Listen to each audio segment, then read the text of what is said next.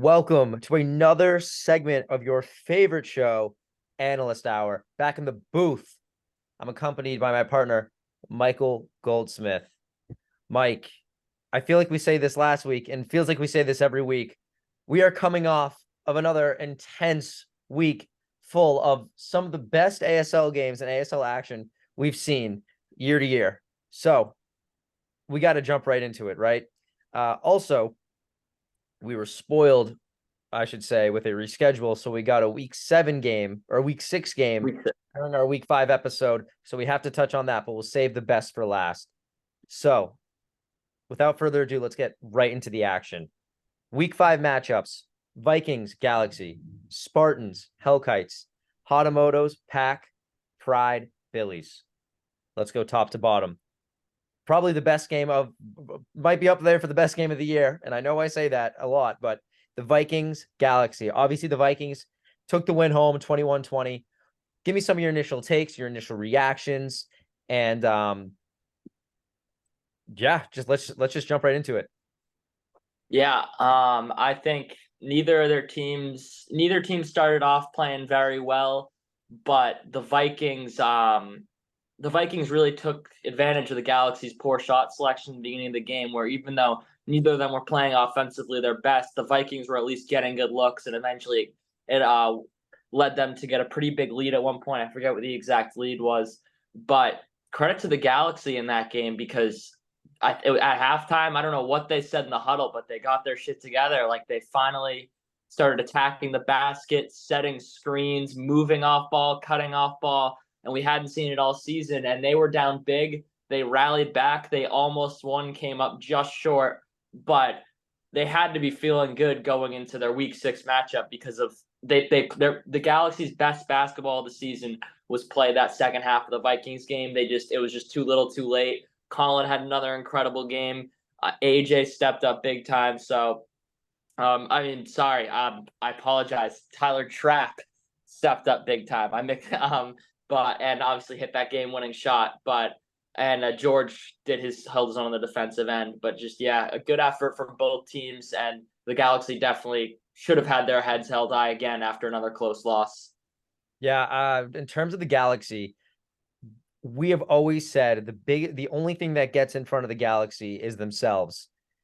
And it looked like that was going to be no exception in the first half of that game. They were just hooking up every three that they wanted to. Nothing was falling. It looked like it was going to be a vintage Galaxy game, but you're absolutely right. Come halftime, whatever was said in that huddle was working. They did not settle for threes. They finally started using their athleticism, their speed, their size, and they were able to make that game extremely competitive.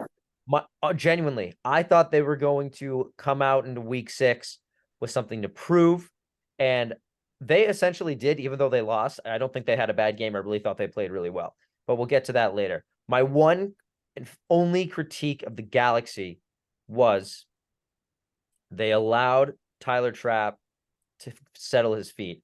Tyler Trapp at least has expressed to me, has expressed to Colin, that basketball isn't his thing. Granted, he's still an athlete, so he can definitely find his footing in a basketball game, especially when he's been playing. He's going to be a lot more comfortable the 15th minute than he would the second minute. So they really let him get his shots up, which I think was a big mistake. I believe they would have won that game if they tweaked that. But when you're playing a player like Colin, and almost like the Jack Curtin effect, like we discussed week 1 and week 2, a player like that, like a Colin or like a Jack, deserves so much of your defensive attention. It is very easy to forget about that other player, especially when it's a kid who claims basketball isn't his thing. And he kind of just showed up to do us a favor. Most people who sub want to sub. He did it because he was doing us a favor. So that really was the only critique. But overall, I thought the Galaxy played a great game. Colin showed why he's still Colin Kirkpatrick and why this is his best season of basketball.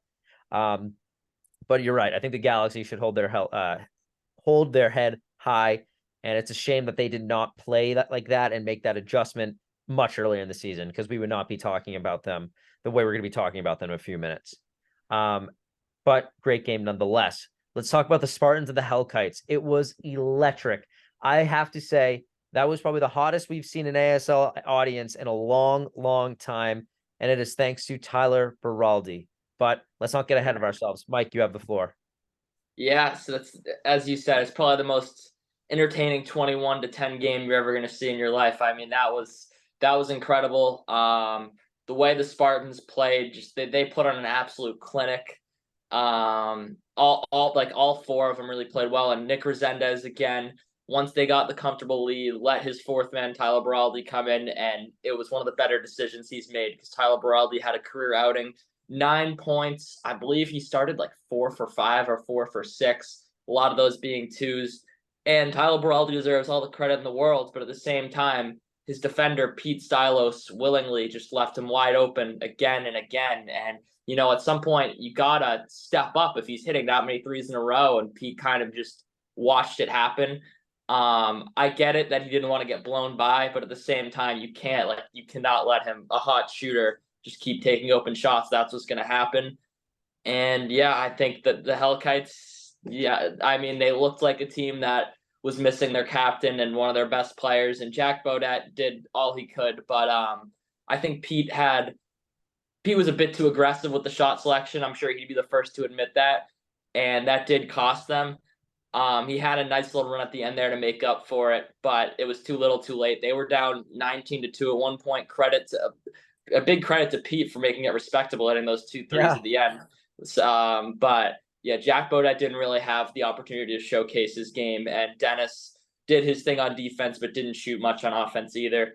But yeah, the Spartans are really hitting their stride at the perfect time. Yeah, I mean the Spartans. That was a moving game. It was moving to watch.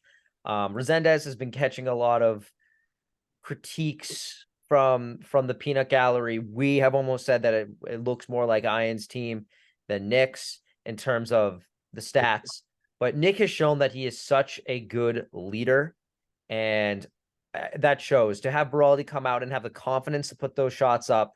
You had Resendez, who benched himself again, and let his draftees hash it out on the court. Again, it brings a tear to your eye. We already said Nick is GM of the year, hands down, but he's making a case for captain of the year. These are hypothetical awards, of course, but honestly, it was incredible. The Hellkites, on the other hand, it almost like they knew they were going in and they were losing. It sucks to see. Really bad situation. If there was the bad luck, they were just riddled with bad luck all year long. They didn't really find their footing at all. According to you, they didn't had struggled with some body language, but it was a good season nonetheless. We unfortunately we have to write their obituary today. You will not see any more of the Hellkites. They're a mere figment of the past. But shout out to the guys who showed up week after week playing their heart out. And we hope to see more. We hope to see all 4 or 5 of them. I would love to have TJ back as well. Now we got to jump to the Hatamoto's pack. There's a bit of an asterisk here. Obviously, Jack Curtin is dealing with some sort of injury. We haven't kind of kept in the dark about it. We all have to contact him and find, well, one, we hope he's okay, but two, to the extensivity. I don't really know if that's a word, what the extent of the injury is. What are your thoughts on that game, Mike?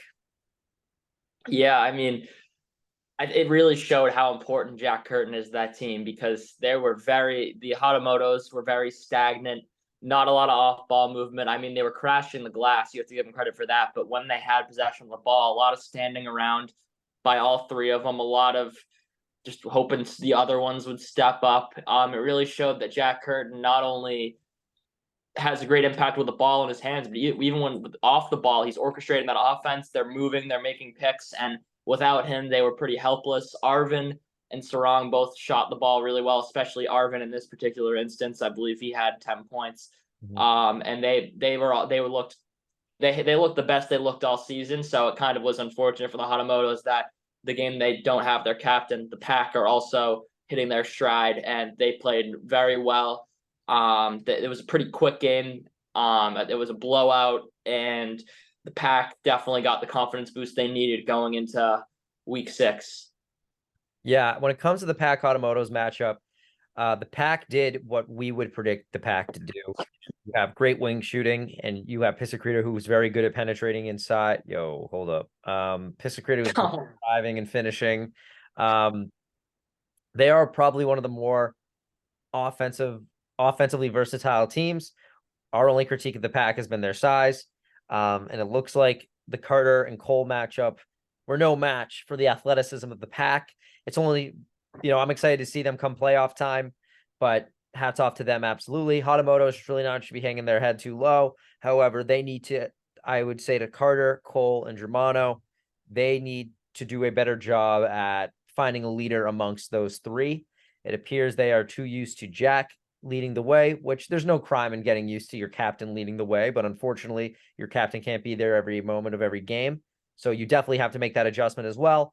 But if I'm the Hatamotos, you're still sitting pretty. They're a great team, and we wish Jack, if he hasn't already had one, a speedy recovery.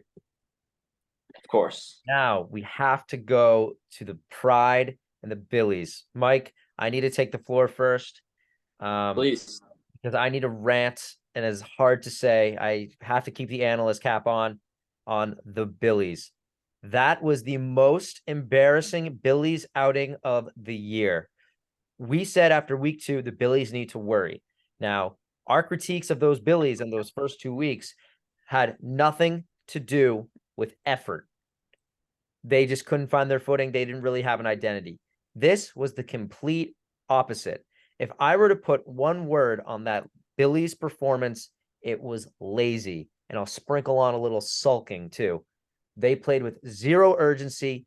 The Billies were staring at rebounds, letting Steven blow by. If Steven put up a shot and it missed, they would just, pitch up a lawn chair, grab a beer, drink, watch the ball go right back to someone's hands. They put no effort. They did not, it didn't look like they expend any energy. It was absolutely embarrassing. If I'm a Billies fan, you do not want to see them playing like that, especially come playoff time, because I guarantee you, if the Billies play like that once more, a 7th grade team would beat them.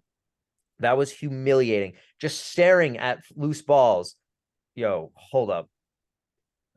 Staring at rebounds. Staring at rebounds, not putting in any effort to get those rebounds. They weren't moving the ball. They didn't look like they wanted to win. I'm going to take off the analyst cap and put on the Billies cap for a second. We did talk about maybe it was because we had just clinched playoffs and we didn't really need to play with urgency, like subconsciously. That is, I'm going to take it off, put it back on. No excuse. Zero excuse. That was embarrassing. If I'm the Billies, you need to have a serious talk about effort, because they've shown what they can do when they are trying and when they are playing with grit and composure. But the lack of cardio, the just staring, zero energy, that is going to get you nowhere. And if I'm keeping on my analyst cap, we have to see how they play week 6. But it would not surprise me if the Billies show up, they're going to be swept. If those types of Billies show up, they will be swept in the first round. You can have the floor. Yeah, you do have to question, just because I think the way the Pride played, the way Steve Shaw played, Pat Arsh, even Steve Troy, they all had great games. Costa, and they made no defensive adjustments. That's another thing. They made zero defensive adjustments. I was getting there. That was yeah, I mean, just regardless of whether it was the clinch in the playoffs or not, the 1 seed was still up for grabs. It is inexcusable to come out there and act like you're too big to compete in the regular season, week 5, or clinched in or not. And that was how the Billies acted. Steve Shaw had an incredible game. He could do whatever he wanted. If he wanted to get to the basket, he would. If he wanted to get separation for a shot, he would. If he wanted to defer to his teammates, he'd find them in the right spots. Steve Shaw did everything. He was incredible. And when you have a vintage Steve Shaw game against a team that's half-assing it out there, it's going to be murder, and it was murder. And again, if you're the Billies, you have a potential defensive player of the year. He'll probably likely be nominated, and Nick Zalanskas, and you don't even try throwing him on the best player in the league. It makes no sense whatsoever. No adjustments at half, offensively or defensively. There was off-ball movement, but it wasn't really. It wasn't to the standard it normally is. There wasn't a lot of screen setting. And yeah, I don't know. It's hard to gauge how worried the Billies should be, because clearly the effort wasn't there, and you're playing Steven Shaw, who also the Pride needed that game a lot more than the Billies did. but you definitely, if they come out flat-footed against the Hellkites, regardless if the game's for pride or not, week 6, it still is going to be telling, and those Billies get slaughtered by either the Vikings or the Hatamotos. So they need to go back to how they were playing during that 3-game win streak. Absolutely. Now we can go to the most recent game. You were there live, Mike. I was watching it at home. Great camera work, everyone. I felt like I was there, but your word is heavier than mine in this instance. Tell me about the Pack Galaxy winner go home game.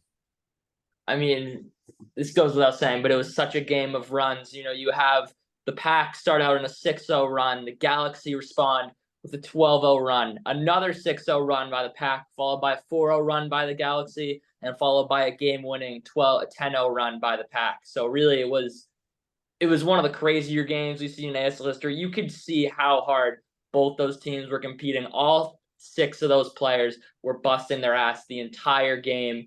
And it felt like it was basically a playoff game, and it felt like it. And yeah, the Galaxy at the beginning of the game, I was criticizing them for their shot selection. I felt like they had reverted to their bad habits. Felt like they were playing how they played in the first half of that Vikings game, but they called the timeout down 6-0. They kicked into gear, and from that point on, even though they had times when their offense went stagnant, I loved how they looked the rest of that game. Matt Schuerk didn't have the biggest impact in terms of scoring wise, but he had to have at least 10 offensive rebounds, and that like it was crazy. He took advantage of a undersized Pack team. Connor Fu had arguably his best game of the season, and yet it still wasn't enough because of the play of Arvin Nunez and Sarang Navkar. I think Alex Pisakrita will be the first to admit that he was not good that game, and he was missing layups that he will make 99 out of 100 times. There was like he was not himself, and he just got picked up by his teammates. I mean, Sarang hit his first 4 threes or something. Arvin hit 4 threes in a row at the end of the game. It was incredible. They made me look foolish in terms of criticizing that Sarang trade when Sarang probably was just put them on his back and carried them to the playoffs. Arvin redeemed himself after having a brutal run last year's playoffs. He had developed a reputation for crumbling when it matters most, and that reputation should be shattered at this point because they were down 16-12, and it was the Arvin show from there on, and that is why they're in the playoffs. And it's terrifying that they did all that with their captain scoring 1 point, and we know how dangerous Alex Pisakrita could be. So the Pack are really a force to be reckoned with. I know they got to laugh at me for saying I'd be shocked if they made it into the playoffs. I am shocked, and I did not expect them to be this good, and they deserve all the credit in the world for it. Yeah, I mean, Mike, that was beautifully said. You touched everything between them rubbing the video back in your face, and critiquing Alex, but also giving him props, the well-deserved props, as well as Sarang and Arvin. And obviously next week's Analyst Hour will all be playoff based because that's what it is. We are going to be consumed by the bracket and the path to the championship. So I don't want to shed too much light on my playoff opinions just yet. But if the Pack play like that again, where Sarang and Arvin are shooting lights out and Pisakrita is half of the player that we're used to him, I'm just going to chill. You got it. Yeah, I'll we'll get back to me on that one. Is half the player that we know he is. It's a great shift, right? The Pack will be doing well. It's good to be a Pack fan today. But unfortunately, with that, we had to say goodbye to the Galaxy. We will not be seeing any more of the Galaxy. They were also riddled with some bad luck with Gergis going down with his ankle injury. And, Will, I thought, did a great job stepping up. But unfortunately, it wasn't enough. I thought the Galaxy were a great team. Fu and Shu, 2 guys, great friends, 2 absolute athletic monsters. Was this season a disappointment for them? Absolutely. Absolutely. How could it not be a disappointment? You have Connor Fu and Matt Schuerk. This is probably like, God, they've probably been waiting to do this for so long now, and they finally had the opportunity. They got good support in Dan and Luke, and they still didn't even make the playoffs. It doesn't make any sense. They're way too talented to be missing the playoffs. And right now, both their legacies are looking like excellent individual players who have had no success in terms of winning in this league, at least in the playoffs. And I really hope they get to come back and redeem themselves, because I hope that their legacies are not being served how they deserve to be served because their level of play, because they just simply haven't. Neither of them have had sustained success in the playoffs. And I really hope both of them are back next season. I really hope that they do have a chance to make a run. But this was damaging to both of their legacies, and it doesn't take away from them as individual performers. They both have accolades. I think Connor Fu has won almost every award. I think he's won every award besides fourth man. So Yeah, he he's just won like every one he's his eligible for. his legacy is set in stone. Matt Schuerk was an excellent captain for a while, and he still showed why he was a very deserving first overall pick in the draft. There's no disputing either of that. But yeah, when you reflect on their careers, they really have not had much playoff success. So let's hope to see if they can achieve that in the future. Yeah, I mean, I want to touch on that as well. I would also agree it's a massive disappointment. I mean, these are two of the undisputed most athletic guys in the league. You put them together, everyone was scared. I was scared. I think we gave them an A plus, A or A plus drafting. This was definitely a whiff of a season for those two, especially to get like in terms of being together, not individual performances, but winning 2 games is embarrassing. My only thing was this: they did it to themselves. I think the relentless threes attempts really caught up to them game after game. And if I'm Connor, and if I were to redo this year all over again, or you know what, I wouldn't even say that. Next year, let's say Connor's a captain, Fu's on the board first overall, I would still take Connor. I mean, I would still take Matt Schuerk, um, because they showed how good they are when they're doing what they do best: driving, spreading the floor with their speed, passing. Connor was taking Connor was taking great shots when the game presented it to him, but he wasn't forcing anything. And even with Matt Schuerk, when the game presented him a three, he took it. If they play like that all year long, I truly believe they are near unbeatable. And I think they should not be devastated by their loss, but rather frustrated. Now, I'm going to kind of pose that to you, Mike. If you're Connor Fu next year, are you taking Matt Schuerk? And also, are you going to take Dan Gerges with your pick?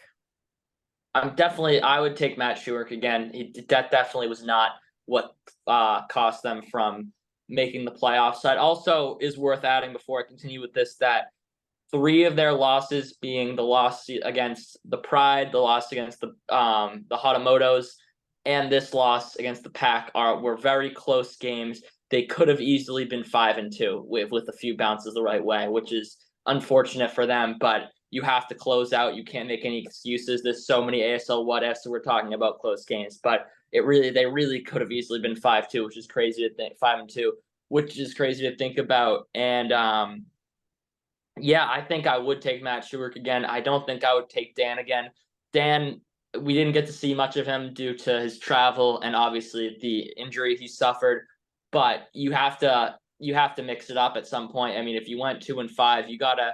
I don't know what they were really missing. The issue is because I feel like they kind of had everything, Connor, Matt, and Dan. But The you only got to thing that try got in some. front of them was themselves, their decision making. It was You got to no try something individual new though. player's fault. And yeah, and they also I still don't understand why Connor Fu drafted Luke first in the third round if he didn't want to play him. I don't understand that. But I don't know. I don't. Yeah, they definitely should just mix it. Like it's kind of like the Celtics trading Marcus Smart. Like he wasn't the problem, but you haven't had sustained. You haven't won a championship. You got to mix it up, and they got to find some solution. I really don't think Dan was the problem, obviously, but yeah, I would mix it up if I'm Connor Fu going to next year's draft, but stick with Matt Schuer. Yeah, I don't think anyone was a problem. It was more anything. It was one thing, and their decision making that they would do game after game. They did not really tap into their strengths. It was weird to look at. And when you saw how dangerous they were once they did tap into their strengths and played basketball instead of street ball. That was so deep. I would also not draft Dan again. Again, you made a great analogy with the Marcus Smart comparison. But also a lot of these captains have yet to get availability is the best ability in the ASL. Vacationing is fine. We welcome that. That's why we have 4 guys to a team. So if one guy goes, we can still play. So I will never fault someone for taking a vacation or missing a game or two. However, if I were a captain and I knew someone had a history of missing multiple games, again, not their fault. I just wouldn't want him on my team. Unfortunately, the Galaxy were riddled with multiple subs. There were probably 3 different guys who suited up in a Galaxy jersey to play. That's pretty hard. You've got to establish chemistry in this game. And unfortunately, the Galaxy were really unable to do that because of the lack of attendance. Again, we're never going to fault Dan for taking vacation. You can obviously fault him for the ankle injury, so I'm not even going to talk about that, but more the vacations, which is he is entitled to go on. But as a captain, I would not want to prioritize that player on my draft board. So I think if I would want a guy who shows up every week, even if he was less skilled, because you've got to build that chemistry, build that rapport, and build that identity. But like I said, it was no one's fault. It was that one thing that they didn't tap into their strengths enough. But I thought they had a good season, and they made every game entertaining. And that pretty much wraps up the week 5 and 1 game of week 6. Mike, we like to do this. Unfortunately, it kind of blew up in your face. But before we hop into our novelty section, we are going to get into, we have to make either one playoff hot take or one way too early playoff take. So, for example, a playoff hot take would be like, the Pride gets swept in the first round of the playoffs. That's a hot take. But then you can also have the option of saying the Vikings are going to win the whole thing. That's like a way too early take because we're not there yet. You see what I mean? Yeah, I got one. Yeah. Okay. Please, if you have one, if you need time to think, I might need time to think. But if you have it, rip it out. All right, we are gonna combine both the hot take and a way too early take. Okay. This year's Finals MVP will be Nick Resendez. Whoa! Oh, sorry, Ray. Wow. I love it. That is great. Yeah, and I I cannot wait to see him turn it on. He has been watching all of his teammates get all the love, and I don't think he cares. They're clinching the playoffs, they're winning, but it's his time to shine. We know what he can do. It's just a matter of him getting the matchup he needs. And I don't know we obviously don't know who's going to come out of the West. It's obviously not going to be easy getting past Steve Shaw, but realistically, the team built around Nick Resendez is better. What? That's the East, by the way. Steve Shaw and the Spartans. Sorry, the East. The team, regardless, the team built around Nick Resendez is simply better than the team built around Steve Shaw, and that's way more. That is more praising Ian Campbell and Tyler than bashing Costa, Pat, and Steve Troy, of course. But that team, I think a good team beats a good player. The issue is both of them are good teams. But I think Nick Resendez is going to have a playoff run for the ages, and he'll cap it off with the Finals MVP. Wow. I will combine my two. It's definitely less hot than that. And I love that. And I would also love if that happened. I almost hope you're right. That'd be awesome. I mean, I did predict the exact final score of the last final, so who would be surprised? Yes, yeah. You also said the Pack weren't going to make the playoffs. I think Colin Kirkpatrick will win Finals MVP over the Pride and establish himself as the ASL GOAT. That's my take. Not as hot as yours. But I think I do have a philosophy that I've said. I think a great team beats a good player. A great team beats a great player. If there's a year to take down Stephen Shaw, it is this year. He's a great player, and he's not on a great team. Obviously, they're a good team. Good team. But they don't have that rapport or chemistry that I was talking about, like the Funky Monkeys or the Teeny Weenies. So, and Colin has that with the Vikings. Oh, yep. Peace. See ya. No, keep talking. Keep talking. I'm plugging my phone in. Oh. So if there is a year to do it, it is this year. So that would be my take. That Colin has a great playoff run and beats Steven in the ASL championship and establishes himself as the ASL GOAT. I would like to say a few more things before we get into the novelty segment. I hate to say this and put him on the spot. If you were to ask me last week who my vote would be for, if the season ended that day, who my vote would be for most improved, MVP, and fourth man, I would have casted my vote for Ian on fourth man, most improved, and Jack Curtin on MVP. All three of those opinions have switched. I think Tyler Beraldi has solidified himself for both most improved and fourth man. I don't even think it's up for debate unless Ian comes out and has like a 21-point outing. And I hate to say it, I was really pulling for you, Ian. I really was. I was advising Colin not to start you so you have your eligibility to get fourth man. Start next week, dude. It is, I think Tyler Beraldi has this. He's run far too ahead. He had a game for the ages. He's had a season for the ages. I think it's locked. So if voting were to end today, Tyler would have my vote for both fourth man and most improved. And I'm obviously not alone. Now, granted, Jack just went through an injury, but in the same breath, Colin has had an absolute run. He's winning with anybody. He's winning in different ways. And I love to see a guy who's scoring. He puts up every stat. He's pulling a Jack Curtin in the first 3 weeks.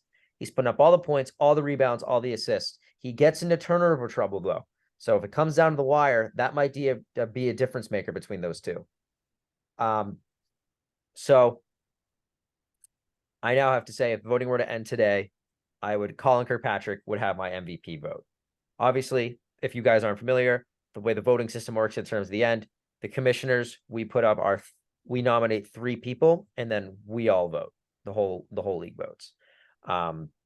So I don't really know what the nominations will be. We haven't given it much thought yet, but if I were to vote today, I'd vote Colin Kirkpatrick, even over Stephen Shaw, because I think his leadership and basketball IQ is unmatched. And the fact that he can get anyone involved in the game of basketball is incredible. And that's what the Andover Streetball League is all about.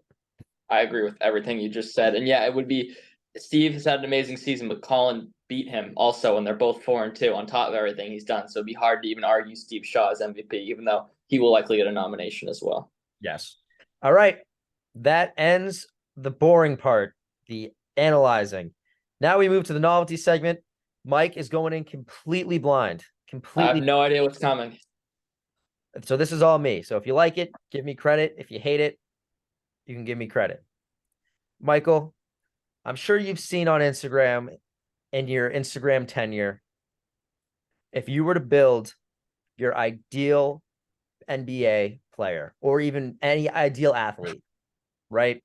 So like, yes. saw one for the NFL and be like, oh, the best would be Patrick Mahomes' arm, Tom Brady's winningness, you know? Yeah, yes, I know where you're going. Do one for the Andover Streetball League, okay? Okay. Bizarre. Allow me to share my screen. I might need to toy around with it first. All right, here we are. I love this. IQ, defense, leadership, rebounding, finishing, handles, hops, speed, shooting. You and I are going to build our ideal Andover Streetball League player, citing, of course, we're going to be stealing the skill from another individual player. I think we should alternate going first. Well, no, we'll come to the consensus together. Oh, okay. So we'll go from the bottom to the top. Michael, whose hops are you putting on your build? Actually, I actually made 2 of these. So why don't we make 2 different ones? One for each of us? Yeah, one for each of us. That's why I said so let's alternate going first. I have a great one of mine for hops. I think I do too. Mine is locked in, so I'm not changing it. Go ahead. Yeah, mine is too. Whose hops are you taking? None other Then Owen Bollinger. Oh my God, I'm already destroying you. Horrible. And I also would love to hear the Oh, ASL's opinion on whose player is better, Michael or I's. if you think someone has shown better hops than Owen Bollinger in terms of vertical, in terms of going over the back and those Bro, rebounds, you're you're so you're goofy. wrong. I will say, not a bad take, but there is someone better, and it's Matthew Schuerk. It's not even the kid could do triple Ah, shit. backflips. You're actually crazy. The other one I was considering was Jack Curtin because he can also do a backflip, but it's Schuerk all day. All right, Mike. You get to go first this time. Oh, okay. By the way, if I take one, you don't need to, like, it's not like a draft. Like, we can copy. Okay. So don't worry. Whose speed am I taking? A lot of fast kids in the league. I consider myself pretty fast. I'm just kidding. I think we have the fastest player in the Andover Streetball League is a rookie, and his name is Jack Curtin. Do you want to do, Michael, where like if you take one skill from one player, you can't have repeating? So like, Yeah. So let's get everyone involved. Get more people involved. Yeah. Okay. All right, Mike. Indeed. Wow. I mean, I don't even usually analyze who's the fastest, but yeah. I'm gonna copy you up. But there, I haven't seen anyone faster than Jack Curtin. I'm gonna steal him from you too as well. That's fine. No, that's fair.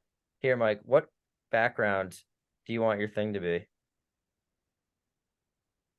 Here, I don't know. You can make it I'll make you red. purple, red. Okay.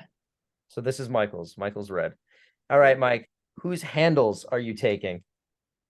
Whose handles am I taking? I am going to take the handles of Pat Arsh, who has had 2 ankle breakers. One of them, of course, being on me. So I will take Pat Arsh's handles. All right, on my build a player, I am going to take Alex Pisacreta's handles. No doubt. That guy is shifty as hell. He can move the ball with his body with ease. To me, it's not even a question whose handles I'm taking on my build a player. You're up. You're right up now, again. shooting, a lot of great players who could shoot.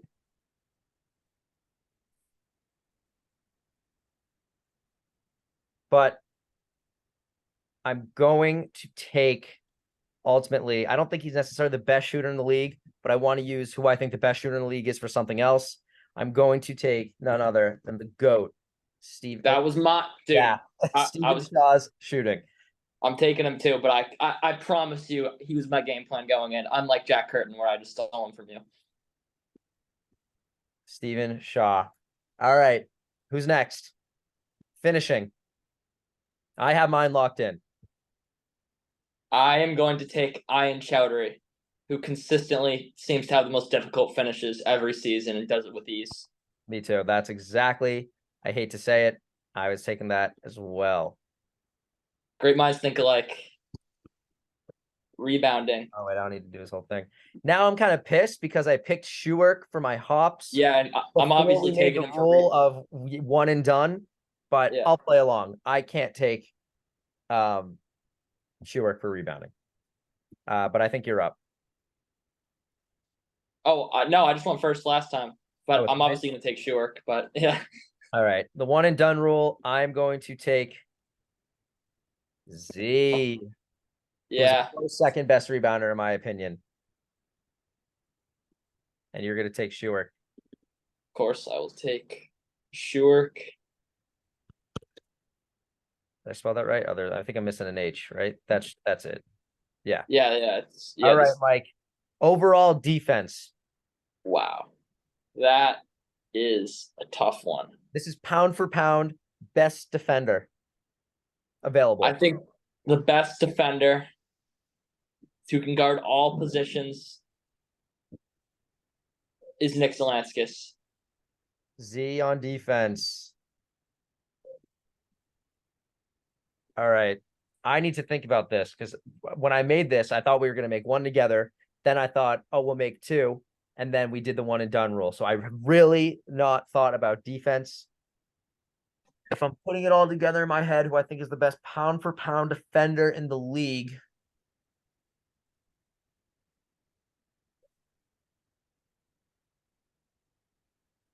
Uh, I'll be open. I'm thinking Connor at the moment. I don't want to lock it in just yet, but I'm Yeah, thinking Connor. he Connor has one. absolutely crossed my mind. What'd you say? Yeah, he crossed my mind. I think he's a great defender. He didn't really get to showcase it this year, but he has one depoy. Um, and also he's just generally extremely athletic. So defense is a lot easier for him than it would be for the average player. Trying to go through all the captains in my head, but yeah, I guess it's a safe bet to take Connor Fu.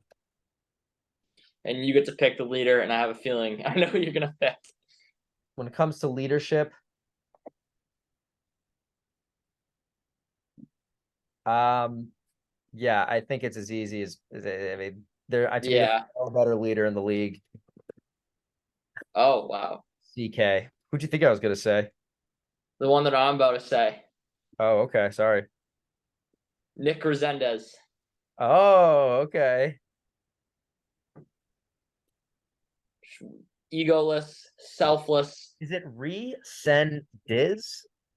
Like I it's believe that's correct. Yeah, you could just do Nick R if you know that works too. all right, Mike. And for Final. Would it be IQ, funny I if we went. just did each other for IQ like you did Yeah, yourself?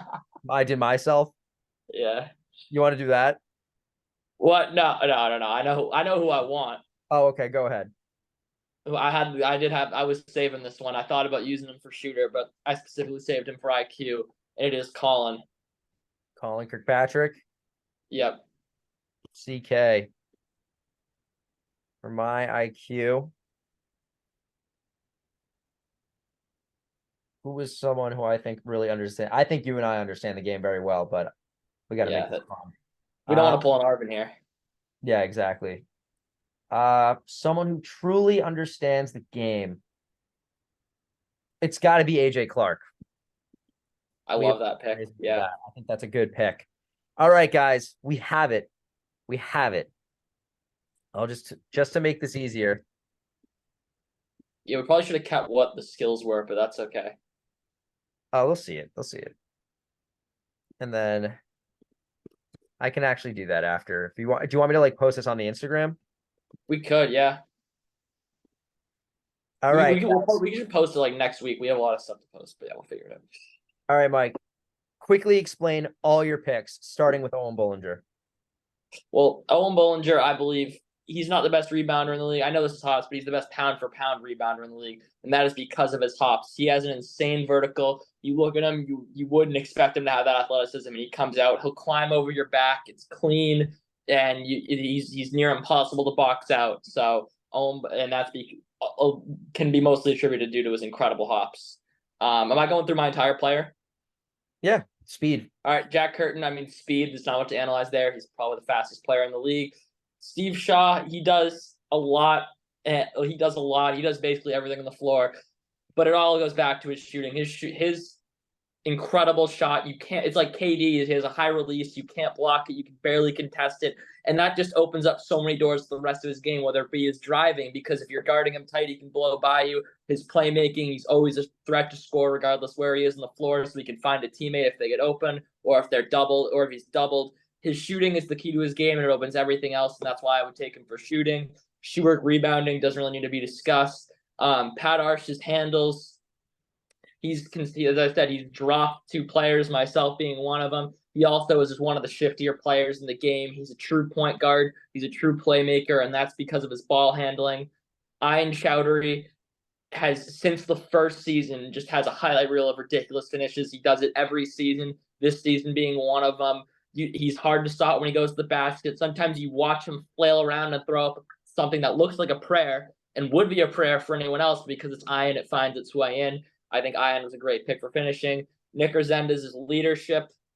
I mean, it's basically pretty obvious. Benching himself twice, despite getting chirped for his point averages, comes out and lets his teammates do their thing in a huge win, drops 2 points, doesn't give a shit because they won. He's a winning first, egoless player. He's the best leader in the league and the best GM in the league this season.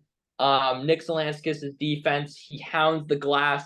He on-ball defense is incredible. It's hard to get separation. He can guard 1 through 5. He'll swap the ball. He'll steal the ball. He does it all on the defensive end, and he's a communicator as well. There's not much more you could ask for on the defensive end. And Colin's IQ, I think Colin has always been on some of the smartest playing teams. He knows he orchestrates a pick and roll better than anyone else in the league. He knows how to utilize his players. His players cut off ball beautifully. He has great rotations. He's an excellent leader. He draws up plays, and that all goes back to his excellent basketball mind that was instilled in him by his father, Michael Kirkpatrick, of course. Yeah, when I get to mine, I'm going to critique some of your takes. Okay. All right, starting with Matt Schuerk. I mean, we see videos every other week on Snapchat of this guy jumping over cars, doing backflips, hops, and you see it on the basketball court first and foremost. That guy's hops is ridiculous. I'm surprised he hasn't attempted to dunk in a game because he'd be pretty damn close.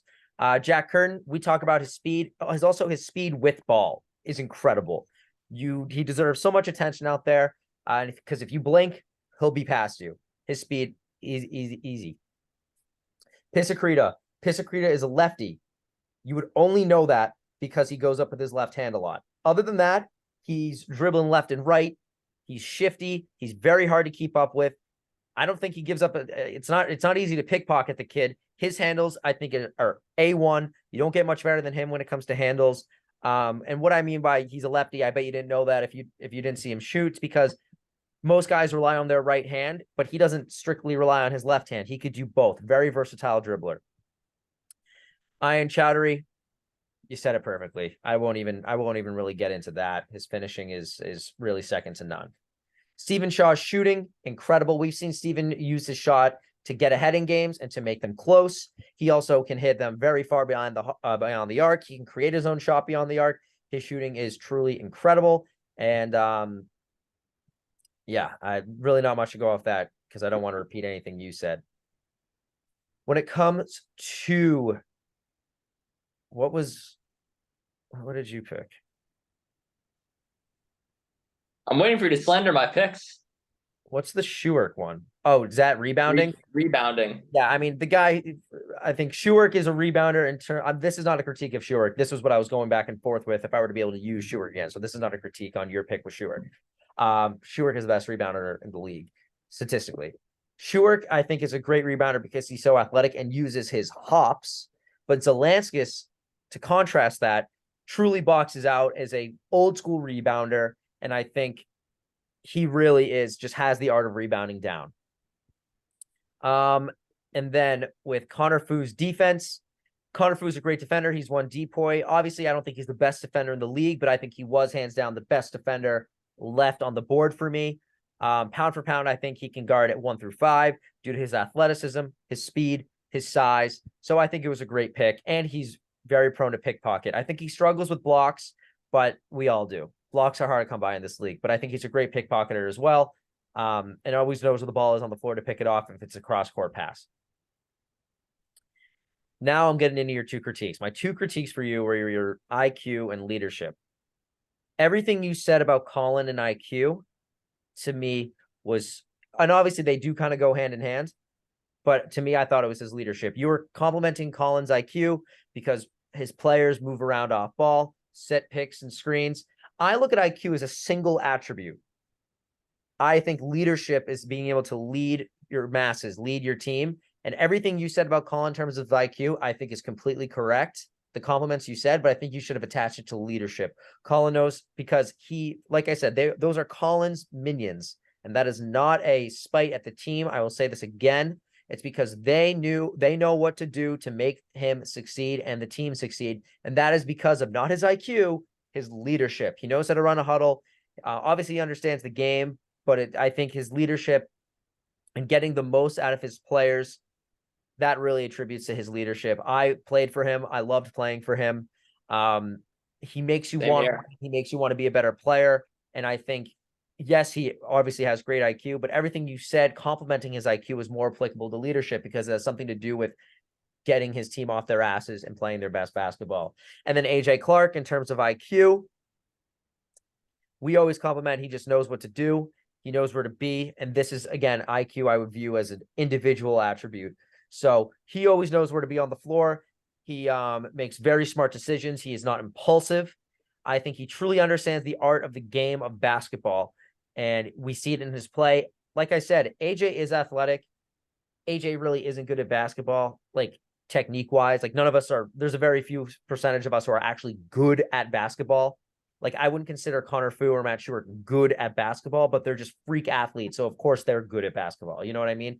Like AJ's not good at basketball, but because he's so athletic and because he understands the game incredibly well, he becomes good at basketball. So that's my pick. And I love Nick Resendez as a leader. I think it's a great pick, but and we do compliment him as a leader, but I think it's comparing apples to oranges when it comes to Colin versus Nick. Colin really is the general of his army. But those are our two picks. We are going to post these on a story. I would love to see the votes. We'll probably post this in a few days. We'll call it Tuesday. We'll upload Sweet. this. Actually, we'll do it. Yeah, we'll do it Tuesday. We'll do it Tuesday. So for the last thing, here's mine. Here's Mike's.